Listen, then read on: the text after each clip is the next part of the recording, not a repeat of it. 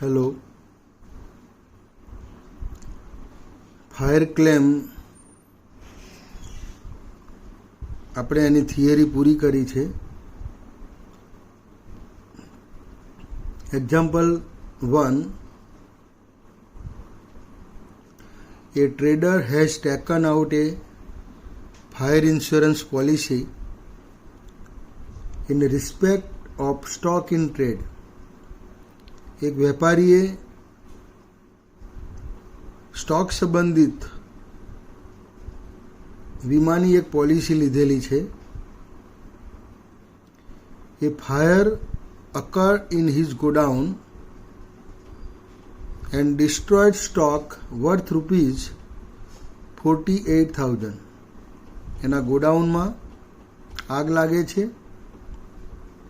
અને રૂપિયા 48,000નો માલ નાશ પામે છે.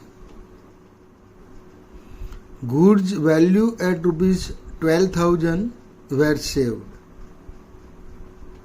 બચાવેલા માલની કિંમત 12,000 છે. એટલે total amount of stock 48,000 plus 12,000. અહીંયા બચાવેલા માલની કિંમત 12,000 છે અને બળી ગયેલ માલની કિંમત 48,000 છે. બંનેનો સરવાળો કરવાનો છે એટલે 60,000 રૂપિયા સ્ટોકની કુલ કિંમત થઈ. The amount of policy was rupees 40,000 which is included an average clause.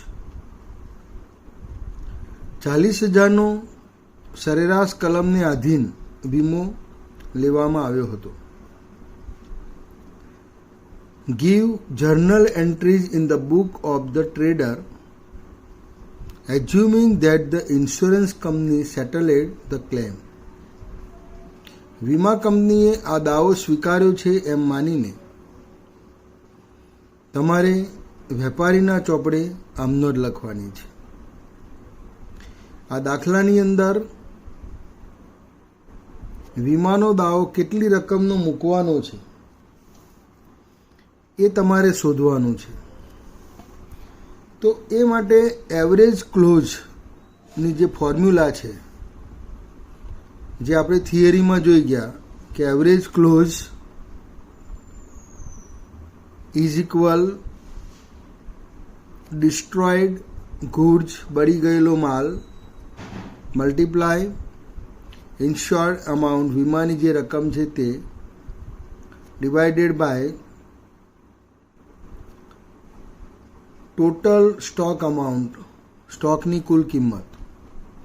એને આધારે તમારે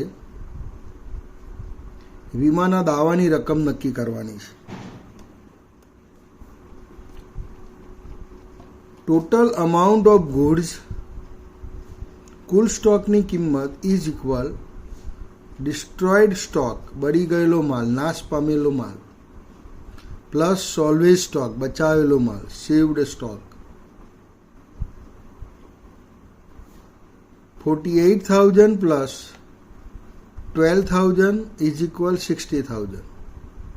48,000નો બળી ગયો છે અને 12,000નો તમે બચાવેલો છે એટલે ટોટલ સ્ટોકની કિંમત 60,000. અમાઉન્ટ ઓફ ક્લેમ દાવાની રકમ વીમા કંપની સમક્ષ તમારે દાવો મૂકવાનો છે એ એવરેજ ક્લોઝને આધીન એની જે ફોર્મ્યુલા છે ડિસ્ટ્રોયડ સ્ટોક નાશ પામેલો માલ જે બળી ગયો છે જે સદંતર નાશ પામ્યો છે મલ્ટીપ્લાય સમ ઇન્શ્યોર્ડ વીમાની રકમ વીમો જેટલી રકમનો લીધો છે તે divided by value of closing stock સ્ટોકની આખર સ્ટોકની જે કિંમત છે તે 48,000 મલ્ટીપ્લાય 40,000 ડિવાઇડેડ બાય 60,000. બળી ગયેલ માલ 48,000નો છે ગુણ્યા વીમાની રકમ 40,000 છે ભાગ્યા 60,000. એટલે દાવાની રકમ વીમા કંપની સમક્ષ તમે કેટલી રકમ માગો છો 32,000. એટલે ક્લેમ અમાઉન્ટ રૂપીઝ 32,000.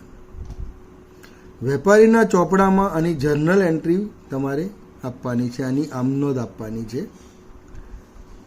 વીમા કંપનીએ આ દાવો મંજૂર રાખ્યો છે એ રીતે તમારે એની આમ નોંધ આપવાની છે.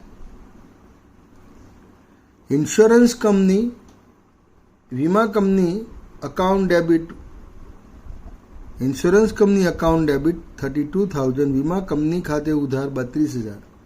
કારણ કે તમે એની પાસે માગો છો, બીકમ્સ ડેટર્સ. વીમા કંપની આપણો દેવાદાર બને છે એટલે વીમા કંપની ખાતે 32,000 લેવાના છે એટલે એના ખાતે આપણે ઉધારીશું. Insurance company account debit 32,000 loss by the fire આગથી થયેલું નુકસાન. એ નુકસાન તમે નફા નુકસાન ખાતે લઈ જવાના છો એટલે લોસ બાય ધ ફાયર આગથી થયેલ નુકસાન ખાતે ઉધાર 16,000 16,000 રૂપિયા. To stock destroy by fire આગથી બળી ગયેલ માલ. કોઈ પણ માલની જાવક આપણે ક્રેડિટ કરીએ છીએ, અહીંયા તમારે એને ક્રેડિટ કરવાની છે. To stock destroy by fire account આગથી બળી ગયેલ માલ ખાતે ઉધાર 48,000. Claim of ₹32,000 admitted by insurance company against goods worth ₹48,000. ₹48,000ની કિંમતના માલ સામે વીમા કંપની સામે તમે 32,000નો દાવો દાખલ કર્યો છે અને એ દાવો એણે મંજૂર રાખેલો છે. એટલે આ રીતે કોઈ વખત તમને આમનોંધ પૂછવામાં આવે ત્યારે યુઝ એવરેજ ક્લોઝ સરેરાશ કલમનો ઉપયોગ કરવાનો છે.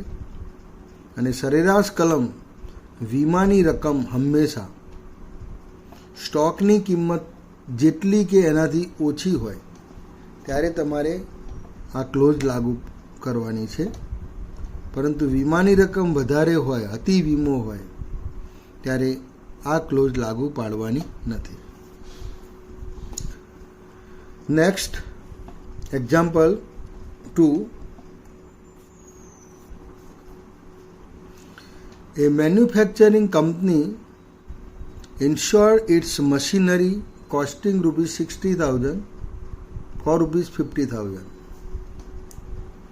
એક ઉત્પાદન કરતી કંપનીએ પોતાની જે મશીનરી છે એની પડતર કિંમત ₹60,000 છે, પણ એનો 50,000નો વીમો લીધેલો છે. A part of the said machinery was destroyed by fire. મશીનરીનો કેટલોક ભાગ આગથી નાશ પામેલો છે. And value of machinery saved worth ₹6,000. અને જે મશીનરી બચાવેલ છે એની કિંમત 6,000ની છે. એટલે 6,000નું મશીન તમે બચાવ્યું છે, બાકીનું મશીન નાશ પામેલું છે. એટલે destroyed machine amount, total machine amount 60,000 minus saved 6,000 એટલે ₹54,000. જે મશીન નાશ પામેલું છે એની કિંમત ₹54,000 છે. The policy included on average clause. પોલિસીની અંદર સરેરાશ કલમ સામેલ કરેલી છે. Give journal entry assuming that the insurance company settled the claim. વીમા કંપનીએ દાવાની રકમ માન્ય રાખી છે એ રીતે તમારે કંપનીના ચોપડે આમનોંધ લખવાની છે. અગાઉની જેમ as per average close amount of claim દાવાની રકમ સરેરાશ કલમ પ્રમાણે દાવાની રકમ ઇઝ ઇક્વલ એકચ્યુઅલ લોસ ખરેખર થયેલું નુકસાન મલ્ટીપ્લાય સમ ઇન્શ્યોર્ડ વીમાની રકમ ડિવાઇડેડ બાય ભાગ્યા ફૂલ વેલ્યુ ઓફ એસેટ મિલકતની કુલ કિંમત.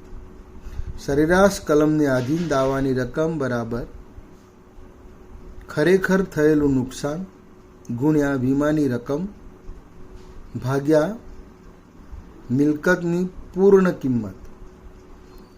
તો ડિસ્ટ્રોયડ મશીન 54,000 મલ્ટીપ્લાય 50,000 વીમાની રકમ ડિવાઇડેડ બાય 60,000 60,000. 54,000 ગુણ્યા 50,000 વીમાની રકમ ભાગ્યા 60,000 મશીનરીની કુલ કિંમત એટલે 45,000 રૂપીસ ક્લેમ અમાઉન્ટ. દાવાની રકમ 45,000 આવે. ઇન્સ્યોરન્સ કંપની અકાઉન્ટ ડેબિટ, વીમા કંપની પાસેથી જે રકમ લેવાની છે એ 45,000 છે, એટલે વીમા કંપની ખાતે આપણે ઉધારીશું 45,000. લોસ બાય ફાયર, આગથી થયેલું જે નુકસાન છે, નુકસાન હંમેશા આપણે ડેબિટ કરીએ છીએ, એટલે લોસ બાય ફાયર 9,000, 9,000નું નુકસાન. ટુ મશીનરી અકાઉન્ટ, મશીનરી જે બળી ગઈ છે, મશીનરીની કોઈ પણ રીતે જાવક થાય, મશીન જાય, બળી જાય કે પછી વેચી દો, ત્યારે મશીનરી ખાતું તમારે ક્રેડિટ કરવું પડે, એટલે મશીનરી અકાઉન્ટ તમારે ક્રેડિટ કરવાનું છે 54,000. The claim accepted to rupees 45,000, 45,000નો દાવો વીમા કંપનીએ સ્વીકાર્યો.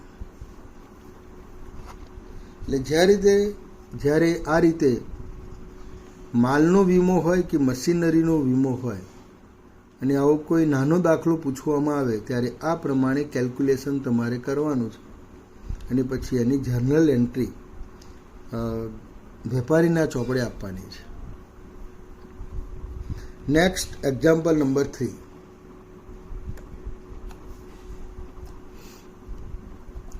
A fire occurred on the premises of Firestone Limited on 31st December 2010. અહીંયા ફાયરસ્ટોન લિમિટેડના ગોડાઉનમાં એની જગ્યાએ 31/12/2010ના રોજ આગ લાગી. એન્ડ કન્સિડરેબલ પાર્ટ ઓફ ધ સ્ટોકનો મોટા ભાગનો જે ભાગ છે તે વોઝ ડિસ્ટ્રોય, નાશ પામ્યો. The value of salvage stock was agreed of ₹4,500. બચાવેલો જે માલ છે એની કિંમત 4500 રૂપિયા નક્કી થઈ. From the book of the following data is available. From the book the following data is available. ચોપડામાંથી તમને નીચે પ્રમાણેની માહિતી ઉપલબ્ધ છે. સ્ટોક ઓન 1st January 10, શરૂઆતનો સ્ટોક તમને આપેલો છે 35,400, 35,400. Opening stock given 35,400. Sales of ₹2010, 2010ના વર્ષનું વેચાણ 1,92,000, 1,92,000 આપેલું છે. પરચેજ ઓફ 2010, 2010ના વર્ષની ખરીદી 1,26,000, 1,26,000ની ખરીદી આપેલી છે. During the past 5 years, the average gross profit on cost was 25%. છેલ્લા 5 વર્ષ દરમિયાન જે કાચો નફો છે એ કાચા નફાનો દર પડતર ઉપર 25% આપેલો છે. સરેરાશ કાચા નફાનો દર 25% તમને આપવામાં આવેલો છે. Prepare a statement showing the amount of claim in respect of loss of the stock. તમારે સ્ટોક સંબંધિત જે નુકસાન થયેલું છે તો એમાં દાવાની જે રકમ છે એ કેટલી એ દર્શાવતું તમારે પત્રક તૈયાર કરવાનું છે.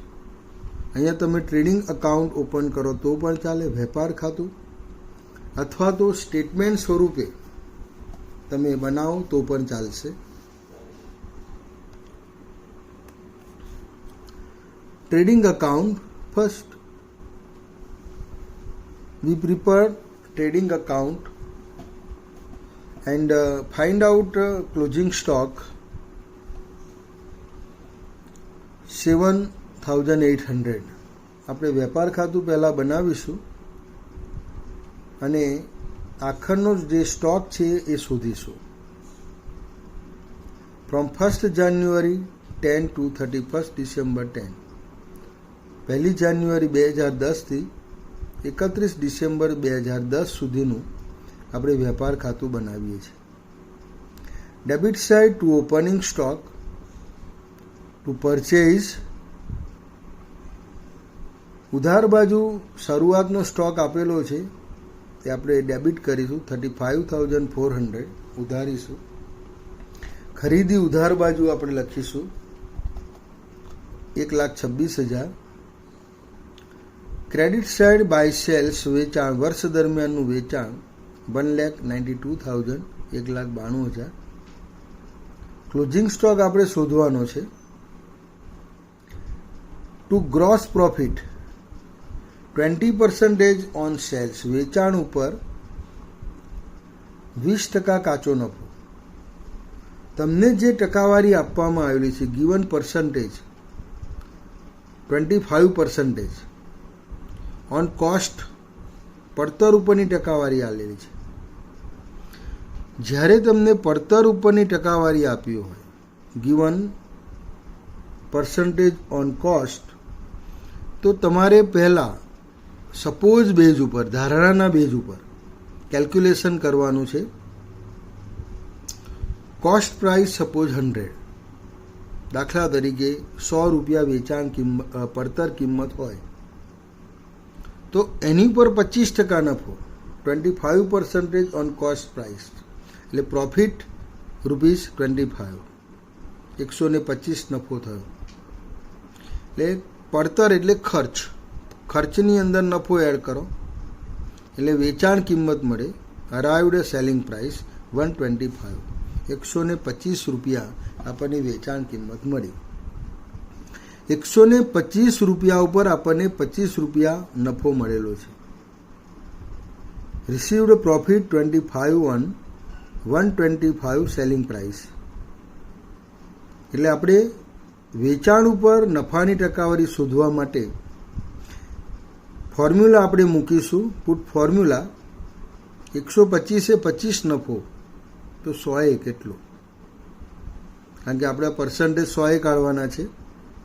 એટલે ₹125 સેલિંગ પ્રાઇસ, પ્રોફિટ ઇઝ ₹25. 125 વેચાણ કિંમત હોય તો નફો 25 છે. Therefore ₹100 selling price, what is profit? જો 100 વેચાણ કિંમત હોય તો નફો કેટલો? તો 100 × 25 divided by 125, 20% on selling price.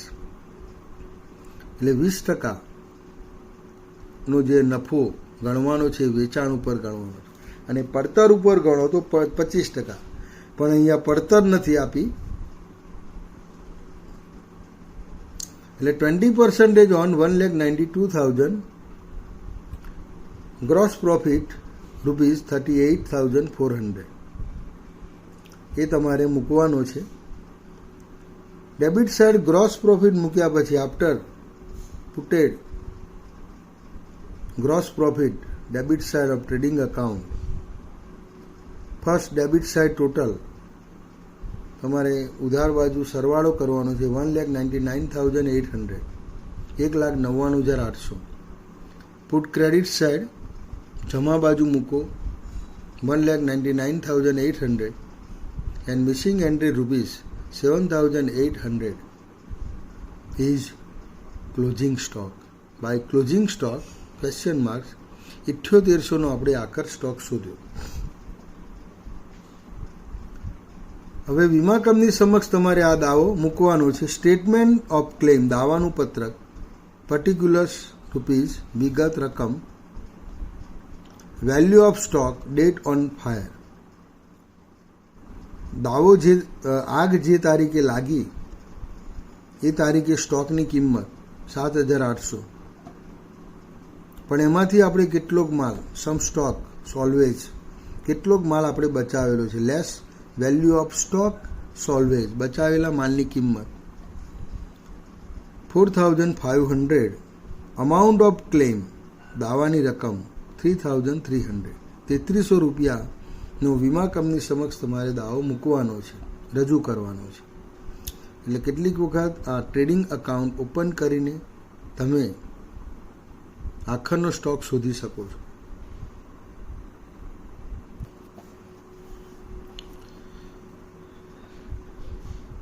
Next, Example number 4. A fire occurred in the godown of Sri Kamnasib on 16 August 2011. કમનસીબના ગોડાઉનમાં 16 ઓગસ્ટ 2011ના રોજ આગ લાગી. And stock of ₹20,000 was always, અને 20,000નો માલ બચાવવામાં આવ્યો હતો. From the following information find out the amount of claim to be lodged with the insurance company. નીચેની જે માહિતી આપેલી છે તેની આધારે વીમા કંપની સમક્ષ જે દાવો તમારે મૂકવાનો છે એ દાવાની રકમ શોધવાની છે, ગણવાની છે. Value of stock as on 1 January 11, 1 જાન્યુઆરી 11ના રોજનો તમને સ્ટોક આપેલો છે ₹25,000, 25,000. એટલે આ શરૂઆતનો સ્ટોક આપેલો છે 25,000. Transaction from 1 January 11 to 15 August 2011, 1/11થી આગ લાગી એ તારીખ સુધી, એટલે કે 15/8/11 સુધીના ધંધાના જે ટ્રાન્ઝેક્શન થયેલા છે, વ્યવહારો થયેલા છે, એ આ પ્રમાણે છે. Purchase 2,25,000, debited trading account. Opening stock debited trading account.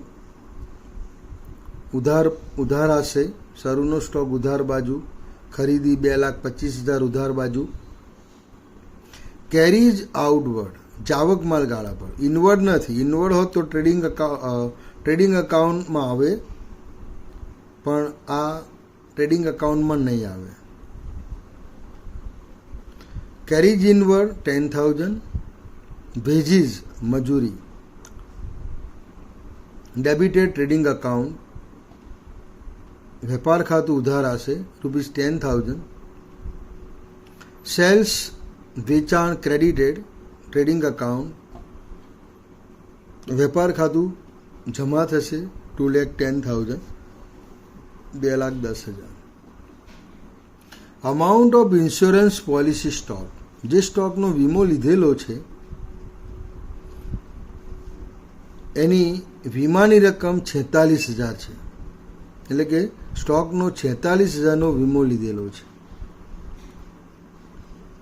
The information in respect of sales, purchase and gross profit of last 3 years was as follows.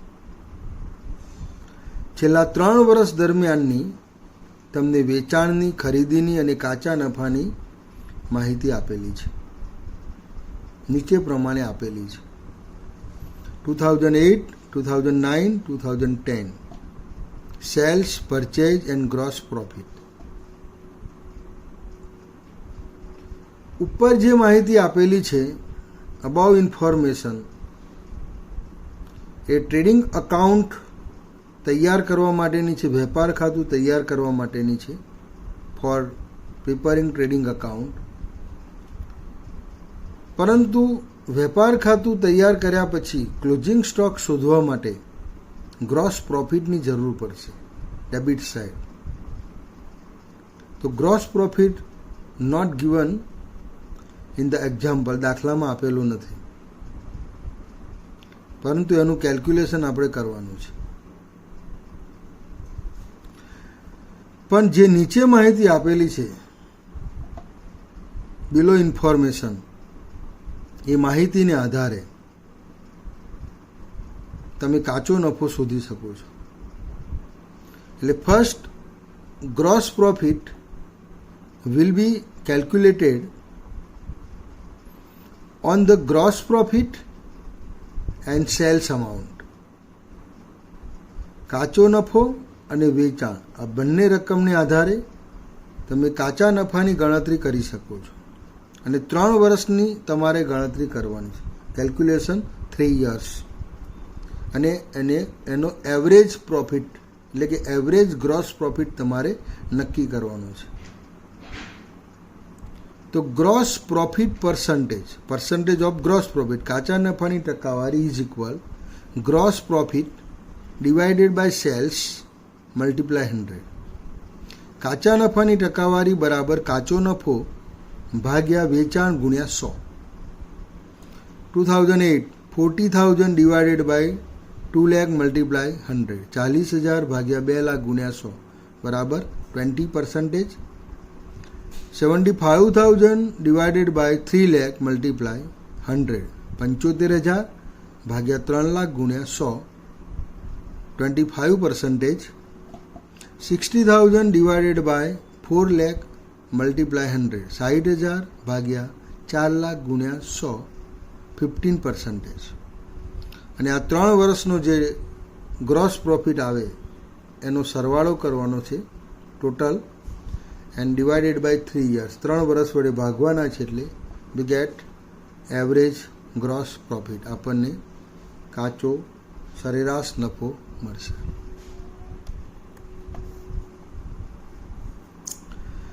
First calculation the percentage to gross profit, કાચા નફાની જે ટકાવારી છે તે is equal gross profit divided by sales multiply 100. હમણાં જે રીતે હું બોલી ગયો તે પ્રમાણે કાચા નફાની ટકાવારી કાચો નફો ભાગ્યા વેચાણ ગુણ્યા 100. 2008 2009, 2009 2010 2010. 40,000 ભાગ્યા 2 લાખ ગુણ્યા 100 20%, 20%. 75,000 divided by 3 lakh multiply 100 25%. 60,000 divided by 4 lakh multiply 100 15%, 15%. Average percentage is equal 20 plus 25 plus 15 divided by 3 20% on sales, વેચાણ ઉપર 20%. હવે આપણે next we prepare trading account. Trading account from 1st January 11 to 15 August 11. વેપાર ખાતું 1/11 15/8/11 સુધીનું તૈયાર કરવાનું છે અને આપણને બધી જ માહિતી આપેલી છે. Given all information for preparing trading account. Trading account તૈયાર કરવા માટેની બધી જ માહિતી આપણને આપેલી છે. First debit side to opening stock 25,000 given. શરૂઆતનો સ્ટોક દાખલામાં 25,000 તમને આપેલો છે. ટુ પરચેઝ ખરીદી ગિવન 2,25,000 2,25,000ની ખરીદી આપેલી છે. ટુ વેજીસ 10,000 મજૂરી આપણને 10,000 આપેલી છે. બાય સેલ્સ વેચાણ ગિવન 2,10,000 2,10,000 આપેલું છે. હવે on the basis of cells and gross profit percentage, વેચાણ અને કાચા નફાની ટકાવારીને આધારે આપણે કાચો નફો શોધીશું. ફાઇન ગ્રોસ પ્રોફિટ, કાચો નફો શોધીશું. ગ્રોસ પ્રોફિટ 20% ઓન સેલ્સ, નીચે આપણે ટકાવારી ગણેલી છે એજ કેલ્ક્યુલેશન. 20% ઓન સેલ્સ, વેચાણ ઉપર 20%. 2,10,000 20% 42,000 gross profit and total debit side 3,02,000.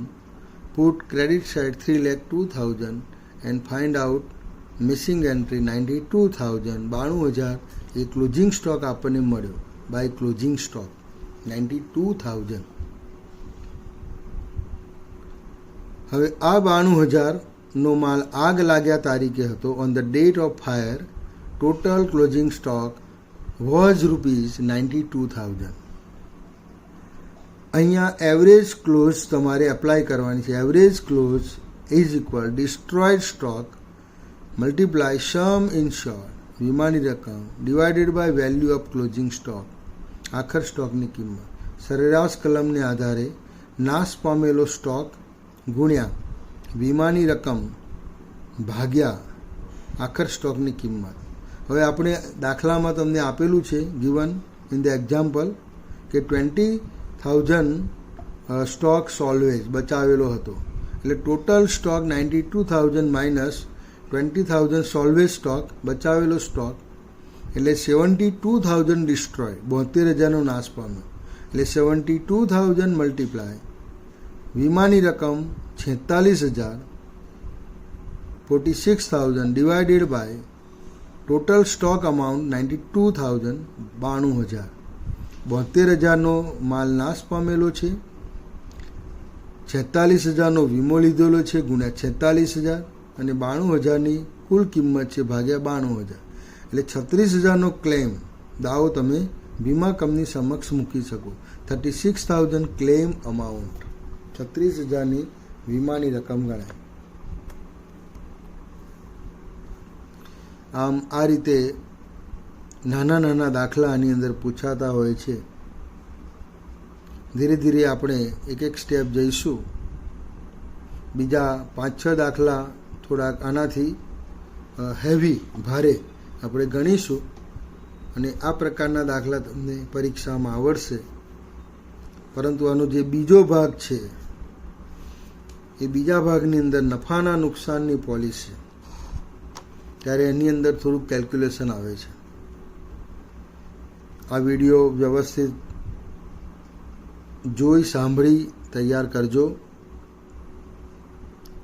PDF જે આપેલી છે તમારી પાસે રાખજો, ગુજરાતી મીડિયમવાળા ખાસ, કારણ કે ઇંગ્લિશ મીડિયમ અને ગુજરાતી મીડિયમનો ભેગો લેક્ચર છે. એટલે ગુજરાતી મીડિયમ માટે તમે પીડીએફ તમારી સમક્ષ રાખજો, એટલે વાંધો નહીં આવે. Okay, by.